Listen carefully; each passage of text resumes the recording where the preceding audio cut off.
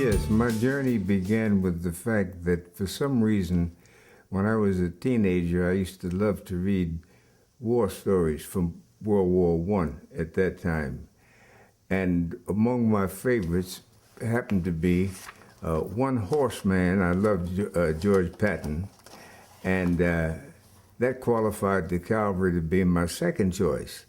But I was fascinated with stories of the Red Baron from Germany, who had and still has the record of the most number of kills, but with their maneuvers, etc. And then we had some fantastic Americans, for example, Eddie Rickenbacker, who later came home and formed Eastern Airlines, also had 27 or 28 kills.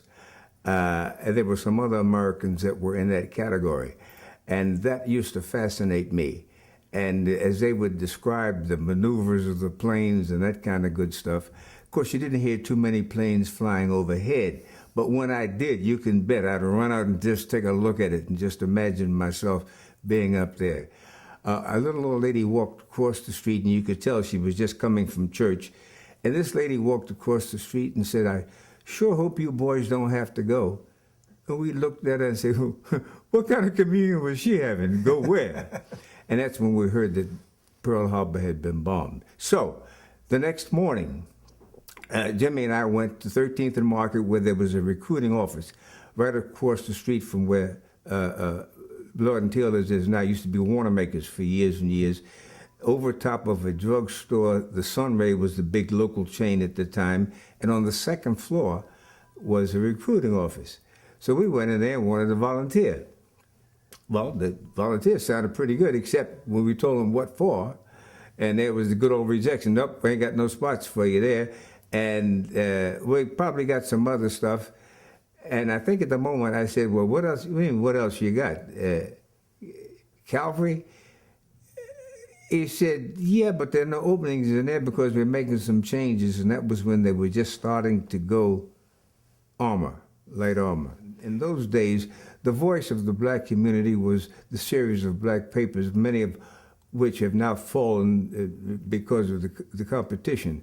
And there were several papers. There was the Afro-American, the Tribune was there, which survived, is still around.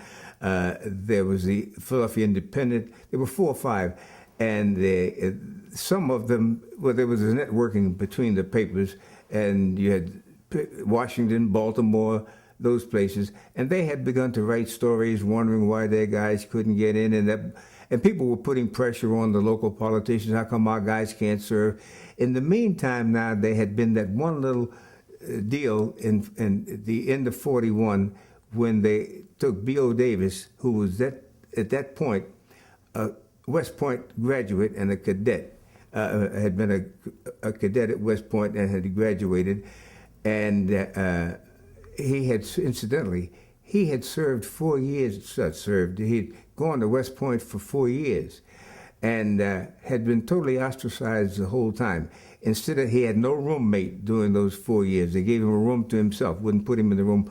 Everybody else had at least 2 guys to a room. The same thing in the mess hall. He had to eat by himself, and they had the silent treatment.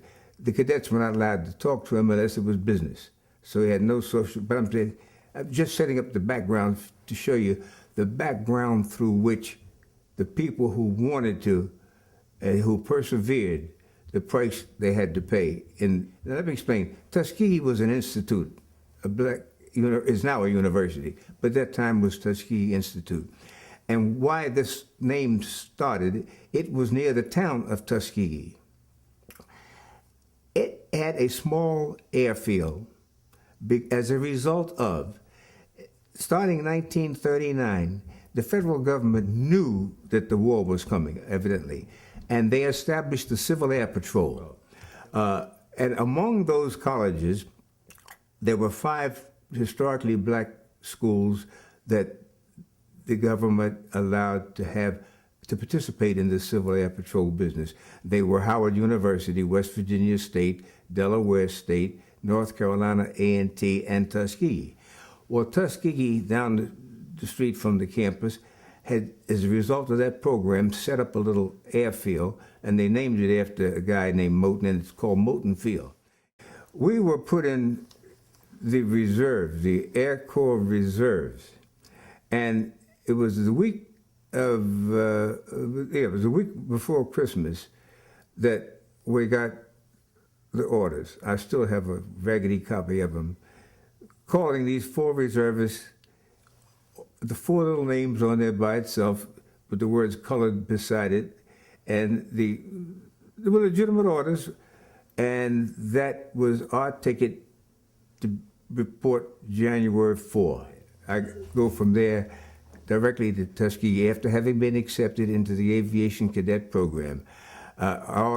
My orders were from there to the 320th College Training Detachment at the at Tuskegee Institute itself.